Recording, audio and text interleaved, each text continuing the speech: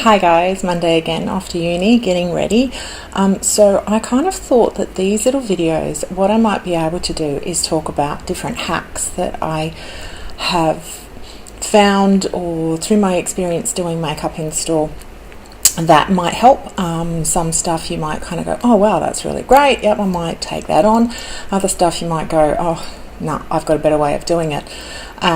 So I guess talking from my experience when I first started with Mecca, one of my challenges has been to try and turn out within the makeup and the time frame that we have a quality makeup, but still keep within the time frame. And I think everyone would have the same kind of challenge. I don't know if you've noticed, I'm a little bit task focused, and everything that I do I like to do at 110%. I'm a little bit sort of OCD, but that was a real challenge for me to be able to sort of like get a quality makeup done in the time frame that I have. So over the time, I'm constantly looking for new hacks. I watch videos on YouTube, obviously with the artistry training, that gives you some sort of basis to work with, but I also talk to other makeup artists in store. So when I was at Sunshine Plaza, we had quite a few that were doing apps in store, and I was able to sort of pick their brains, which was a really good experience to be kind of going, well, you know what, I'm having trouble with this is slowing me down, what do you do here? And trying to sort of like have a communal sharing space where we talk about what products work for us and what techniques work for us, and trying to constantly, which is what I'm trying to do, constantly fine tune and work out ways to be able to make the experience like a high quality makeup experience, but within the time frame. So I'm going to start off today with eyes. The base for eyes, obviously, there's a lot of different products that you can use. You could use a concealer base, you could use a specific eyeshadow primer base. The one that I find that works for me personally that I quite like is the Eden by Urban Decay. The reason I like this is because it cuts down on the variables between each client. So obviously everyone's going to have a different sort of like texture in terms of their eyelids. They're also going to have a different colour in terms of their eyelids. That's why I like this one, because it reduces those variables in terms of colour correcting and also the texture.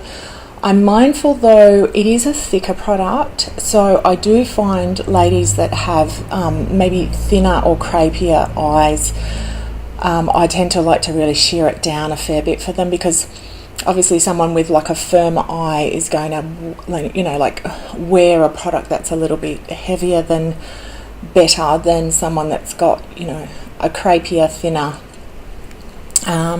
skin that you're working with, kind of like skin on the face, everywhere else, same kind of deal. So for that reason, what I tend to do is I just want to move this, I will squeegee it onto the back of my hand, so that way the heat of my hand is warming it. And I'll do this for everyone. I warm a lot of stuff, and so I tend to walk around the store. You'll see me, I've got a mismatch of stuff all over me, and then it gets all over my uniform, and then I'm pretty much known for having stuff everywhere, but it just works for me. I find that if I warm things first, it preps them a little bit better. I don't know if that works for you. So I'm just warming it first. Now I'm going to do it on myself. I haven't had any of my daughters offer themselves up as models yet, but you never know.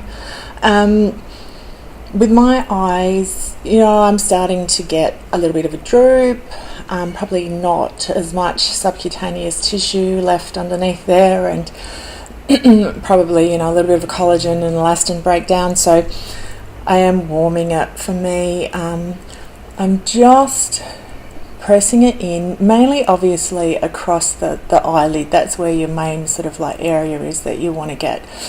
But I am sort of aware that we're not only just taking the eyeshadow down onto the eyelid, we're taking it around the corner of the eye.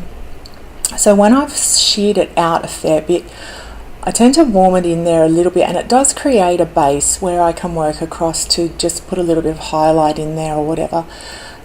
Being very careful around here because like I have got this, so I don't want to take it too far down there, but you know, anywhere where the eyeshadow is going to sort of sit or place or be blended, you know, it is a product that you can kind of take everywhere as long as you're sort of like shearing it right out.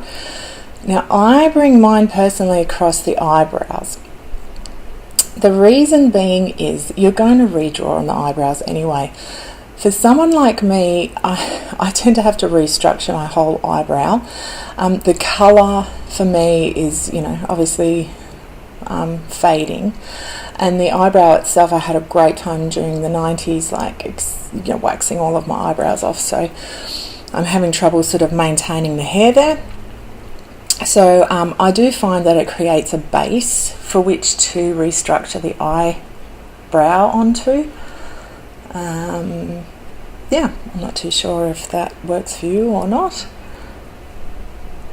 So I'm just pressing it in the usual places, and I do say to clients at this point, look, I'm putting a primer on, but I'm going to wipe all your colour out, because at this point they'll turn around, if they turn around the mirror, they'll kind of go, whoa. So I talk people through and I sort of say, I'm doing this now, it's going to look like a 2-year-old's done it, but just, you know, bear with me, because obviously, you know, the process is not always going to be the finished product. Now, to set it, you can use a normal setting powder, of course, just to powder across the top. The thing that I like to use, and this is my little hack, of course, like Hourglass, love Hourglass, what I might do is just link down the bottom.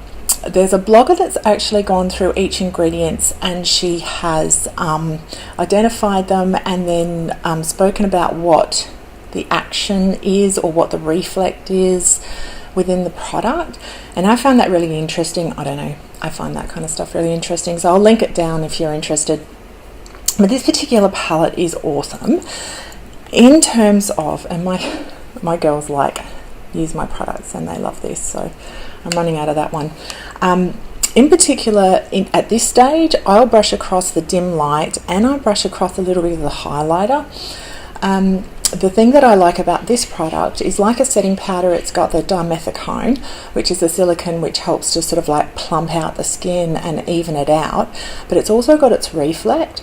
So when you're doing blending afterwards, I do find the product blends a lot easier because it's got the dimethicone, but it's also like you've got a bit of a lit from within thing happening as well, the way that I use this, and so it's easier to bring up those areas. So I'll just show you. I was talking to Brooke about this the other day, I love these. I use them for everything. So all I do, obviously this is going to put a little bit more colour in because dim light has got that little bit of warmth through it, so I tend to blend it up through to the eye socket or the eye socket bone. Not a huge amount, you know, like that's why I use this fluffy brush, because it is a highly movable area, so you just want to sort of like blend a light amount across. You don't want to sort of press too much in where it's sort of like sitting heavy into the product, because obviously thinner skin area, less fat tissue, more movable. And then this highlight I just use down here, just that a little bit down here,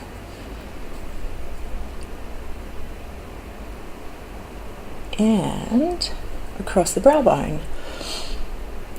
And I'm doing that, like, you know, not only across the brow bone, but at this point I haven't put my eyebrows on, so I'm just blending through the hair, because it doesn't really matter, because at this stage I haven't put them on.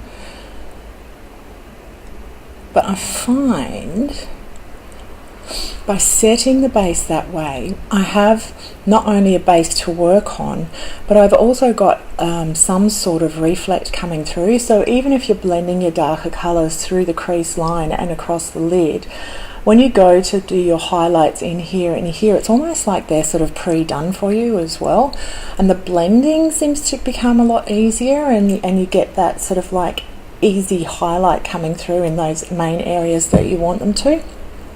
I don't know if that helps. Hopefully, and thanks for listening. Bye.